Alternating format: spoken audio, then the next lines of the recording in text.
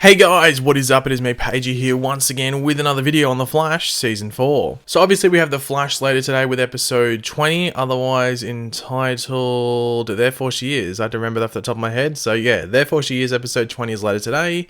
But at the end of this video, please stick around if you care about the channel in any form or any sort of way, because I will have a big channel update in regards to what I'm going to be doing in the months to come. There's big changes coming to the channel, so please stay until then to give me some feedback about it, because I do sort of need that from you guys. So if you care about the channel, it'd be awesome if you could stick around until the end of the video to, hear me out. But the promo images for episode 21 of this season, otherwise entitled Harry and the Harrisons, actually came out. So we will be going over, the stuff involved in this episode and what we can expect to happen, while also using those promo images as sort of like references for the most part. But before we go over all that, we will actually dive into the synopsis again for this episode, just to give us, some background info and stuff as to what we're going over. But before that, be sure to let me know in the comments section down below your various opinions on what you see in this video, as well as being sure to drop a like on the video if you're going to enjoy it, and subscribing to the channel if you're new. With DeVoe's enlightenment device nearly complete, in order to disable it, the Flash and his team must put their faith in an unlikely ally, Amunet Black. Meanwhile, Harry hits an all-time low when the Council of Wells kicks him out, but then Cisco introduces him to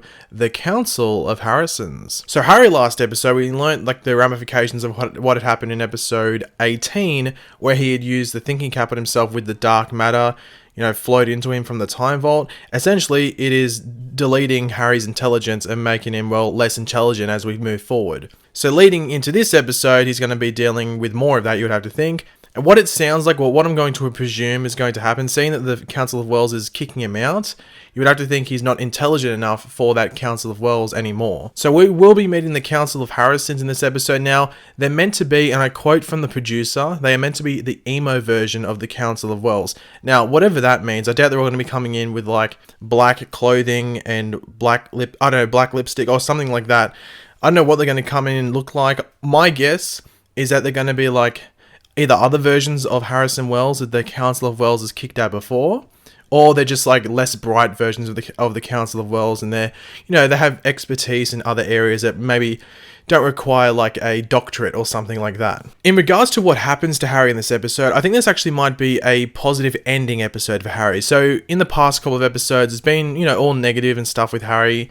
And, getting kicked out of the Council of Wells might seem like rock bottom for him. But I think once he meets the Council of Harrisons, they might be able to inspire him a bit, because they might be, fairly big wherever they're from, but without it being incredibly smart or anything like that. So that might inspire Harry that he has some use outside of his intelligence, because that was the big thing last episode. He felt that he didn't belong on Team Flash anymore because he lost his intelligence, and that's all he really saw himself as in regards to the team. Barry's the Flash, Cisco was Vibe and stuff like that, but Harry was just the brains, and without the brains, what's his use on the team? So the Council of Harrisons might be able to inspire him into seeing what he can actually offer to the team outside of intelligence. Now we have the unlikely ally in this episode of Amunet Black. Now there is an array, I guess you could say, of photos within these promo images of her. The last time we saw her was actually at the prison when DeVoe took most of the bus meta powers, and that was the episode where Barry got out of prison. But she got away at the end of that episode. Some people were asking what actually happened to her. I think you actually see her quickly run away. It's a really quick shot, and you actually see her running away. So she survived. Now we see her here. Now I'm not too sure if this is her bar, like we saw Caitlin working at earlier in the season. Anyway, we see Flash and Caitlin seem to be joining her after a night of poker. Whether she was, partaking in that game of poker is another question, or she just took some winnings, or maybe stole them off people. We'll have to wait and see. But then we actually do see Amunet in Star Labs. Now we knew she was going to be in here after Katie Sackhoff, who plays Amunet, posted some stuff on Twitter, and we could actually see that Amunet was talking to, I think it was Iris and Joe within Star Labs. Now, as the synopsis does say, that she's there to possibly help with DeVoe's plan, figure out a way to stop it. But also, she could be there to also help Caitlin with her Killer Frost issue. Now, the producer of The Flash, Todd Helbing, did say that by the end of the season, everyone would really know what's going on with Caitlin or what was going on with Killer Frost. And whether she was coming back or how to fix her and stuff like that. He was very vague, because we could see Killer Frost before the end of the season again, or we could get a massive cliffhanger whether maybe Caitlin turns completely evil or something like that.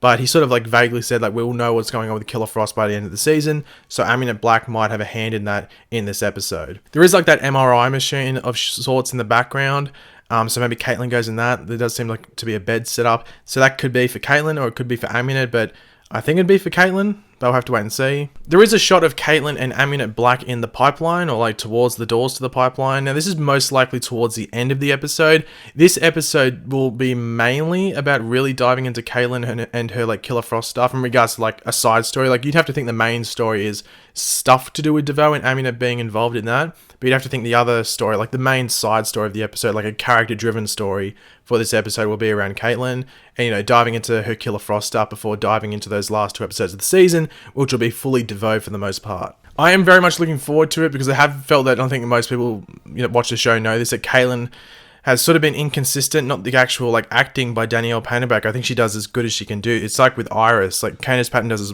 much as she can do with Iris, but the character's written poorly. And Danielle Panabaker does the exact same with Caitlin, but sometimes she just doesn't get the attention that she needs. Hopefully this episode can redeem that in some way, at least lay a platform where they can dive into it in like next season and maybe evolve it.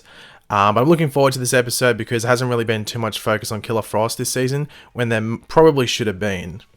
So yeah, here's the channel update. I'll talk for a couple of minutes. Thank you if you're tuning in right now. And we'll talk about it for a couple of minutes if you care about the channel and just want to give me your feedback on what to go over. So the first thing is, shouldn't come as too much of a surprise to be completely honest, because I've sort of been hinting at it, or at least in like my mood in regards to those videos and just my general hype around the show. But I won't be doing any more Supergirl this season. I obviously didn't upload a video yesterday, my review for it. I've been doing trailer breakdowns for the past 2 or 3 weeks in the show, I think since it came back. I'm just losing interest in it. Now, I haven't really cared for views in the past on videos. Like people can argue that if they want, but I don't lie to you guys. Like views isn't like necessarily my driving factor. If it was, I wouldn't do Arrow bonus videos. I just keep slamming at Flash bonus videos and stuff like that. So views isn't like my main driver. I'm not gonna lie to you guys. I've been doing Supergirl for the past few seasons. Like I didn't do it season 1. I did some episodes. I think it was like the Flash crossover. But I've been doing Supergirl videos for the past few seasons with minimal views on those videos. But that was because the show still had like enough of my interest to continue, doing it and watching it as soon as possible and reviewing it and getting those videos out. But lately, and you might have been able to tell from my mood, from those videos, as I was alluding to before, the show just hasn't been, doing that to me. It just lacks that punch that like Flash and Arrow have. Like even when Flash or Arrow, or even Legends, not really Legends because Legends have been good this season, but Flash and Arrow, and they have like a disappointing episode, there is something in there that gets you hyped for what's coming, but Supergirl just lacks that for me. Now I need to stress that. It lacks that for me. I'm not saying the show is bad, I'm not saying it's the worst show ever. Stop watching it. Ban, or riot, or what do you call it? Whatever against Supergirl, don't watch it. I'm not saying that. Just for me, it just doesn't do it for me. And so I'll be dropping Supergirl from now on. Now Supergirl could return in the future, but I'm not. Don't put your money on it. Trust me. Now until the off season of the show, so that that's Flash and Arrow. Those will be the only 2 shows and properties I cover on my channel until they're over. So Flash is over in exactly 3 weeks. Flash ends in exactly 3 weeks, and Arrow's over in like just over 2 weeks and 2 days. Then Arrow's over. So until they're over, those are the only shows I'm doing. But after that, in the next month or so after that, not after a month or so, but within that next month or so, I'll be bringing much more content to the channel to evolve it essentially. So there's going to be more DC movie stuff. Now I was doing a couple things of it, and I'm going to be bringing more Marvel stuff as well. But the reason that I sort of didn't do that was because there was so much stuff going with Flash and Arrow. I was just struggling to insert, like there's multiple Marvel videos and a couple of DC videos I was going to do, and I just wasn't able to slot them in to certain time periods or like upload times and stuff like that. So I just thought, you know what, I'm just not going to stress myself and playing stuff. I'm just going to do the DC TV stuff until the end of the season. And also there's a reason I didn't do any Infinity War videos. So many people were asking me, and the reason I didn't want to do it is because I didn't want to jump in and just like come off that I was just doing it for the views, because basically any man or dog that uploaded an Infinity War video that had like maybe over a couple of thousand subscribers basically got 30 or 40,000 views on a video in regards to Infinity War, just because all the traction for that thing. Like it didn't have to be a good video, it could have been a crap one.